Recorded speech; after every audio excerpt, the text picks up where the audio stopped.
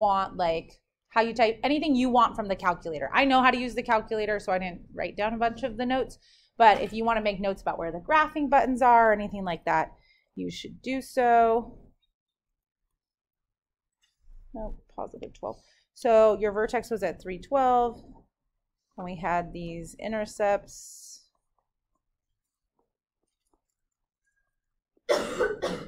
And we should know how to find those. Okay, now based on just knowing those key pieces of what the parabola was and the fact that this is kind of key here, we should know shape, right? So since it's a squared, we know it's a parabola, and because it started with a negative, we should know it's a downward parabola. Okay, that's kind of a key piece of information, because knowing domain, range, or like which direction things are going, if numbers should be getting higher or lower when I plug in different x's, just knowing that basic shape would be helpful. So who thinks they can tell me from the stuff that we found our axis of symmetry? Jake? Good. Okay. So notice that he's relating that to that x coordinate of that vertex. And then did we have a minimum or a maximum? We had a maximum. And our maximum corresponds to our vertex, right? So if they just asked, it's kind of tricky language-wise. If they just asked for a maximum, you would list the entire point on the graph. It would be like someone's trying to graph it and they want to know how to plot the maximum point. But when they say minimum or maximum value, this is what we've been filling out in our characteristic chart, then we just want to know that highest or lowest value that it reaches vertically. So even though we have a vertex with two parts to it, and it's a point, when we say maximum value, we're only looking for the 12. Does that make sense to everybody? But if somebody said, what's the maximum? They're probably referring to like, I'm trying to plot it on the graph, give me the point. But if they say, what's the maximum value? They're just saying like, oh, how high does it go? Like what value? Okay, just a single number. All right, domain. Who can give us the domain of the parabola? Emily? Good. So all real numbers. You guys like interval notation, negative infinity to infinity. And then what about range? Yeah. Good. Okay. And that's where like just knowing if it faces upward or downward and knowing where the vertex is incredibly helpful. Okay. Or no minimum up to 12, and we actually reach 12. Okay. So those characteristics shouldn't be that bad because we've been doing them over and over again already, just kind of the calculator use maybe here. And then our second goal is to look at how can we graph something like this without a calculator, okay? So that's what the second example does. Here's an equation, 4x squared minus 16x plus 10. I just want us to get a graph of it and label the vertex and axis of symmetry. I'm assuming you could find the other stuff, the characteristics, because we've been through them. But my goal here is just to be like, okay, you guys were really good at graphing in vertex form. What if I throw something at you in standard form instead? How are we going to get a graph of this? So based on prior knowledge or what we discussed yesterday in our overview, does anybody have a good starting point for when we have it in this form where it's y equals, and remember, this is like our ax squared plus bx plus c. Stefan? To find the vertex with like the negative b over 2. Good. So it actually finds the axis of symmetry, but that is the x coordinate of the vertex. So this little formula is going to be key. I want to remember it because it quickly helps me establish a starting point for a graph of this parabola, a key place where it turns around the vertex. So I'm going to go ahead and plug in the things that are there. So my b value is negative 16, so I'm doing negative 16 over 2 times 4, which is 16 over 8. So that x value ends up being 2. Is that okay with everybody? So I currently know that my axis of symmetry would be at 2. And I know the vertex is somewhere lying on that. So for my vertex, I know it's 2 comma something. And I know we used weird notation in our introduction, but what was basically the idea? Once you get the x coordinate of the vertex, how do we figure out the y coordinate so we can actually plot that point? What do you guys think? Plug it in, right? Anytime you get something and you need the other part of the point, plug it in, okay? So we're going to take 2 and we're going to plug it into this equation. And then just make sure you follow your order of operations correctly. So a lot of people forget that you need to do the squaring here first before you multiply by 4. So this is 4 being multiplied by another 4. So 4 times 4 is 16. 16 times 2 is 32. So I end up getting -6. Okay, so my vertex is going to be at 2, -6, and I'm going to plot that point.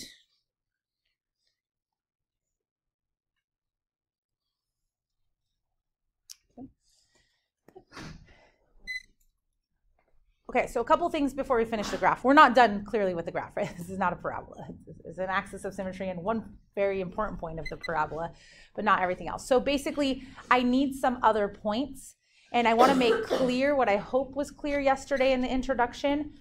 Though we really want to connect x-intercepts to solutions and understand where they are on the graph, are they always the most convenient thing to graph? No.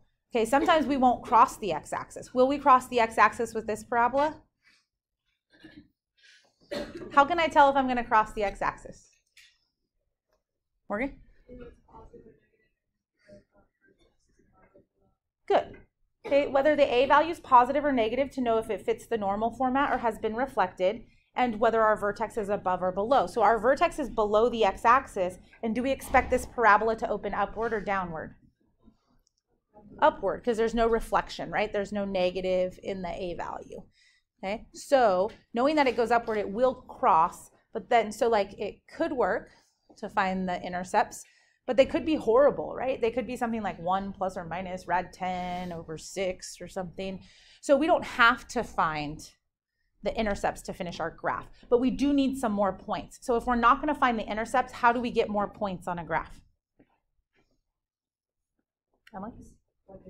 Yeah, just plug stuff in. And with a parabola, because it can get, like it starts increasing in the like, you know how we said the rate of change varies? It increases as you get further away from the vertex, right? It gets steeper and steeper. You don't want to go too far away. Like I don't want to go plug in -10. That's probably not a smart idea. I'm actually going to plug in 0 because in this problem, 0 is really easy to plug in because when you plug it in 0, these all become 0 and you're just left with 10. So 0, 10 would be another point on my graph. And then the reflection along the axis of symmetry of that point would be there as well. And that's actually enough to draw in the parabola. If it bugs you a little bit because it's so steep and you feel like you want a guiding point in between, then try plugging in something like 1. When you plug in 1, you'll get -2. And then you have some more guiding points if you want. Is it okay that this parabola is fairly narrow? Like I teach this a lot, right? So I look at the equation and I'm like, okay, we did good. There's something in the equation I see, and I'm like, I expect this to be fairly like narrow, like it was stretched out. Okay, why do I think that, Stefan? The a value, like bigger yeah. it is, the more stretched it is. Good. So this isn't really written in my vertex form, but if you factored this without anything in front of x's, you'd have to like factor out the 4, right? So the 4 can still act kind of like an a value. So knowing that it's positive told me it was concave up. Seeing that it's 4, I expect it to be stretched out a little bit more, okay? And so that's how we would get that graph. Is everybody okay with graphing when it's not in vertex form? So in vertex form, we use transformations because we know how everything moves it around. And when it's in standard form, a key idea is to start with this -b over 2a formula, or else we kind of don't have a place to start. And then we can get our vertex and just plug in for points around it. Okay. All right. Last thing in this lesson. So example 3 says a model for the performance of a stock is, so we're going to do some application problems, and your application problems are going to come in a couple of different ways. Some of the ways will be with data, kind of like linear regression, where they give us data and we plug stuff in and do it. Others of them are going to come like this. They give you an equation that they know models something. Okay, so this equation, you plug in D represents how many days of trading there has been, and then P represents the price per share. Okay. So the first piece of advice I would give you is know what that means. Know what's going on in picture format. If you were to go graph that parabola, what would it generally look like? Okay, so that equation's squared, so it'll be a parabola, right? Would it face up or would it face down? Down. Okay, so this parabola is facing down. And so the reason that that's important to me is because it tells me that as days get bigger, like I plug in more days, there's probably a point where it is climbing, but then it hits a maximum and then it starts decreasing. Is that okay with everybody for context? Like I just want to kind of understand what's going on. So like there's a number of days we plug in, they seem to grow for a while, but then they seem to decrease. I just want to know that so I can answer some of the questions. All right, and so then it says, what's the maximum price per share of the stock? So what piece of this picture would correspond to the maximum price per share? Which variable in your equation is price per share? The P or the D? The P, right? This is number of days, and then this is price per share. So when they say, what is the maximum price per share visually on my little picture of what's happening here, what part of the graph am I trying to find? Emily? The vertex, right? This is where I reach the highest point, and the P is like the Y in this problem. So if I want the maximum P, I want the highest point. That's here. I'm not going to find that until I find the vertex. So my first like strategy is go find the vertex. But do you see how like a little sketch will kind of help you at least figure out what you're trying to find? Okay. So I'm going to go find the vertex. So if I'm finding it by hand, if I was two options, right? If calculator use, I can go graph this equation in the calculator. And then I can use the keystrokes we talked about for it to find the vertex. Okay. If I'm not doing it in the calculator, then by hand, I'd be plugging in x equals negative b over 2a. I'd be getting like 50 over 6, which is like 25 over 3. And then I'd be plugging that back in. Okay. So let's do this. Some of the people at your table go find it on the calculator, and some of us plug in to find it, and let's see how we do. All right, you guys check my work here, but I got 208 and like a third, 208.3 repeating. Is that correct? Can I get some confirmations? Yes, no?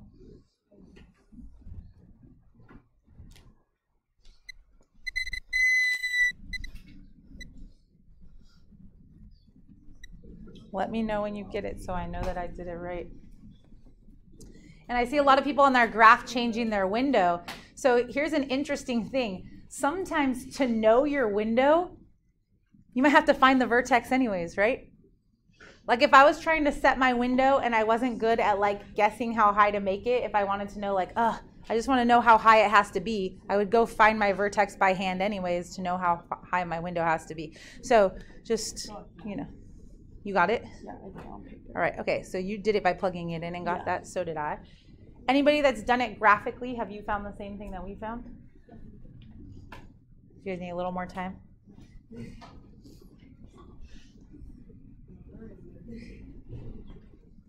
Found it. Found it? I'm just gonna have to check it. Oh, okay, cool.